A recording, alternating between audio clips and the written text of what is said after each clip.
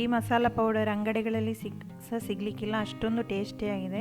ಇದಕ್ಕೆ ಕಾಯಿಮೆಣಸು ಖಾರ ಬೇರೆ ಏನೂ ಹಾಕಲಿಕ್ಕಿಲ್ಲ.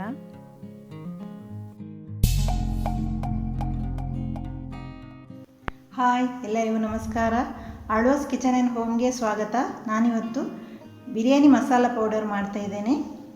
ಇದು ವೆಜ್ ಬಿರಿಯಾನಿ ಮತ್ತು ನಾನ್ ವೆಜ್ ಬಿರಿಯಾನಿ ಎರಡಕ್ಕೂ ಸೂಟ್ ಆಗುತ್ತೆ, ಎರಡಕ್ಕೂ ಯೂಸ್ ಆಗುತ್ತೆ. ಇದು ನಾವು ಅಂಗಡಿಗಳಿಂದ ತರುವಂಥ ಮಸಾಲ ಪೌಡರ್ಗಿಂತಲೂ ಸಖತ್ ಟೇಸ್ಟಿಯಾಗಿದೆ ಈ ಬಿರಿಯಾನಿ ಮಸಾಲ ಪೌಡರ್. ನಾವು ಮಾಡುವಾಗಲೇ ಇದನ್ನು ತಿನ್ನುವ ಅಂತ, ಈಗಲೇ ಮಾಡುವ ಬಿರಿಯಾನಿ ಅಂತ ಅನ್ನಿಸ್ತಾ ಇರ್ತದೆ. ಬನ್ನಿ ಹಾಗಾದರೆ ಈ ರೆಸಿಪಿ ಹೇಗೆ ಮಾಡೋದು ಅಂತ ನೋಡುವ. ಅದಕ್ಕಿಂತ ಮೊದಲು ಯಾರೆಲ್ಲ ನನ್ನ ಚಾನಲ್ಗೆ ಸಬ್ಸ್ಕ್ರೈಬ್ ಆಗಿಲ್ವೋ ಅವರು ಈ ಕೂಡಲೇ ಸಬ್ಸ್ಕ್ರೈಬ್ ಆಗಿ ಮತ್ತು ಪಕ್ಕದಲ್ಲಿ ಕಾಣುವಂತಹ ಬೆಲ್ ಐಕಾನನ್ನು ಆಲ್ಗೆ ಸೆಟ್ ಮಾಡಿ. ಇದರಿಂದ ನಾನು ಹಾಕುವಂಥ ವಿಡಿಯೋ ನೋಟಿಫಿಕೇಷನ್ ನಿಮಗೆ ಬೇಗನೆ ತಲುಪುತ್ತೆ. ಮತ್ತು ನನ್ನ ಈ ವಿಡಿಯೋವನ್ನು ಲೈಕ್ ಮಾಡಿ ಮತ್ತು ಶೇರ್ ಮಾಡಿ ಮತ್ತು ಮುಂದಿನ ವಿಡಿಯೋಗಳಿಗಾಗಿ ಚಾನಲನ್ನು ಸಪೋರ್ಟ್ ಮಾಡಿ. ನೋಡುವಾಗಲೇ ತುಂಬಾ ಚೆನ್ನಾಗಿ ಕಾಣಿಸ್ತಾ ಇದೆ. ಈ ಮಸಾಲ ಪೌಡರ್ ಮಾಡಲಿಕ್ಕೆ ಏನೆಲ್ಲ ಇಂಗ್ರೀಡಿಯೆಂಟ್ಸ್ ಬೇಕು ಅಂತ ನೋಡುವ.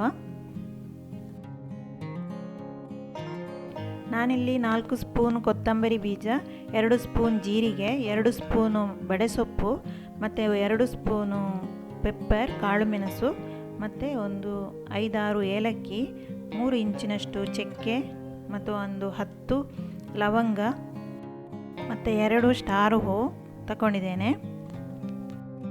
ಇನ್ನೊಂದು ಪ್ಲೇಟಲ್ಲಿ 15 ಬ್ಯಾಡಗಿ ಮೆಣಸು, ಒಂದು 4 ಬಿರಿಯಾನಿ ಎಲೆ ಮತ್ತು ಸ್ವಲ್ಪ ಕರಿಬೇವು ಮತ್ತು ಒಂದು ಅರ್ಧ ಜಾಯಿಕಾಯಿ ತಗೊಂಡಿದ್ದೇನೆ. ಈಗ ಮಾಡುವ ವಿಧಾನವನ್ನು ನೋಡುವ. ಬಾಣಲೆಯನ್ನು ಬಿಸಿ ಮಾಡಲಿಕ್ಕೆ ಇಟ್ಟಿದ್ದೇನೆ. ಅದಕ್ಕೆ ಈಗ ಬ್ಯಾಡಗಿ ಮೆಣಸನ್ನು ಹಾಕಿ ಫ್ರೈ ಮಾಡ್ತಾ ಇದ್ದೇನೆ. ನಾವು ಇದಕ್ಕೆ ಆಯಿಲನ್ನು ಹಾಕಲಿಕ್ಕಿಲ್ಲ, ಡ್ರೈ ಆಗಿ ಫ್ರೈ ಮಾಡಬೇಕು. ಸ್ಟವನ್ನು ಮೀಡಿಯಮ್ ಸಿಮ್ಮಲ್ಲಿ ಇಡಬೇಕು, ಇಲ್ಲದ್ರೆ ಅದು ಕಾಯುತ್ತೆ. ಮೆಣಸು ಬೇಗನೆ ಕಾಯುತ್ತೆ ಇದಕ್ಕೆ ಬೇಕಾಗಿ. ನೋಡಿ, ಈಗ ನಮ್ಮ ಮೆಣಸು ಫ್ರೈ ಆಯಿತು. ಈಗ ಸಾಕು. ಈಗ ನಾವು ಬಾಣಲೆಯನ್ನು ಟ್ರಾನ್ಸ್ಫರ್ ಮಾಡುವ. ಈಗ ಅದೇ ಬಾಣಲೆಗೆ ನಾನೀಗ ಕರಿಬೇವಿನ ಸೊಪ್ಪನ್ನು ಎಲೆಯನ್ನು ಹಾಕಿದೆ. ಅದಕ್ಕೀಗ ಬಿರಿಯಾನಿ ಎಲೆಯನ್ನು ಹಾಕಿ ಫ್ರೈ ಮಾಡಬೇಕು. ಈಗ ನಾವು ಎಲ್ಲ ಮಸಾಲ ಪದಾರ್ಥವನ್ನು ಸಹ ಹಾಕಿ ಡ್ರೈ ಆಗಿ ಫ್ರೈ ಮಾಡಬೇಕು. ಗ್ಯಾಸನ್ನು ಲೋ ಸಿಮ್ಮಲ್ಲಿಡಿ. ಮಸಾಲೆ ಪದಾರ್ಥಗಳು ಬೇಗನೆ ಕಾಯುವುದರಿಂದ ನಾವು ಇದನ್ನು ಲೋ ಸಿಮ್ಮಲ್ಲಿ ಇಡಬೇಕಾಗುತ್ತೆ. ನೋಡಿ, ಈಗ ನಮ್ಮ ಮಸಾಲೆ ಫ್ರೈ ಆಯಿತು. ಈಗ ನಾವು ಇದಕ್ಕೆ ಸ್ವಲ್ಪ ಮೆಂತೆಯನ್ನು ಹಾಕಿ ಸ್ವಲ್ಪ ಹೊತ್ತು ಫ್ರೈ ಮಾಡಬೇಕು.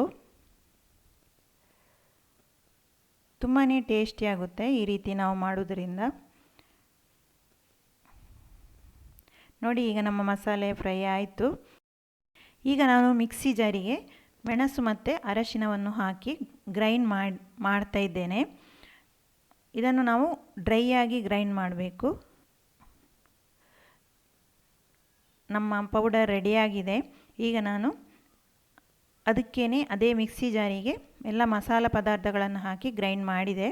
ನೋಡಿ, ನಮ್ಮ ಬಿರಿಯಾನಿ ಮಸಾಲ ಪೌಡರ್ ರೆಡಿಯಾಗಿದೆ. ನಾನು ಇವತ್ತು ಮಾಡಿದಂಥ ಈ ವಿಡಿಯೋ ನಿಮಗೆ ಇಷ್ಟವಾದರೆ ಪ್ಲೀಸ್ ಲೈಕ್, ಶೇರ್ ಮತ್ತು ಸಬ್ಸ್ಕ್ರೈಬ್ ಮಾಡಿ. Thank you for watching.